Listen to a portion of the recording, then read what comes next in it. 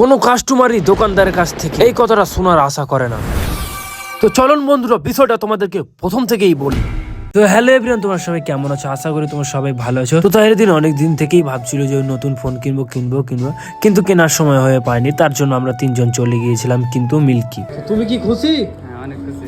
তো তাহিরুদ্দিনের মুখ থেকে তোমরা বুঝতে পারছো যে তাহিরুদ্দিন কতটা খুশি রয়েছে নতুন ফোন কেনার জন্য। আর আমাকে সে বারবার বলছে তোমার না আইফোনটা চেঞ্জ করো, তুমিও চলে আসো অ্যান্ড্রয়েডে আসার একটাই কারণ ছিল, আমার ক্যাপকাট চলছিল না আইফোনে।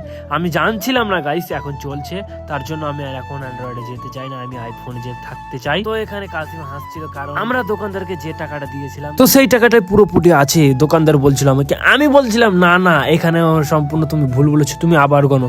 তার জন্য কাসিম এই কথাটা নিয়ে আসছে। তো এত টাকা দিয়ে মোবাইল কিনছি, শুধু মুখ ভারী করলে চলবে, কিছু তো হাসাহাসি করতে হবে, তার জন্য আমার তো এই প্ল্যানটা ছিল। তো বন্ধুরা, তোমাদেরকে বলা হয়নি আমাদের নতুন ফোনের দাম কত পড়েছিল। তো আমাদের নতুন ফোনের দাম পড়েছিল 19,500, কিন্তু আমরা কিস্তিতে নিয়েছিলাম, তার জন্য দাম পড়েছিল 21,500। আর হ্যাঁ বন্ধুরা, তোমরাও যদি কিস্তিতে নতুন বা সেকেন্ড হ্যান্ড মোবাইল নিতে চাও তো অবশ্যই আমাদের প্রাণ প্রিয় মিল্কি শহরে চলে আসবা, কারণ এখানে সব রকমের মোবাইল পাওয়া যায়। আর এখানে মোবাইলের বাজেটটাও খুব কম রয়েছে, আর মোবাইলের দোকানও অনেক রয়েছে।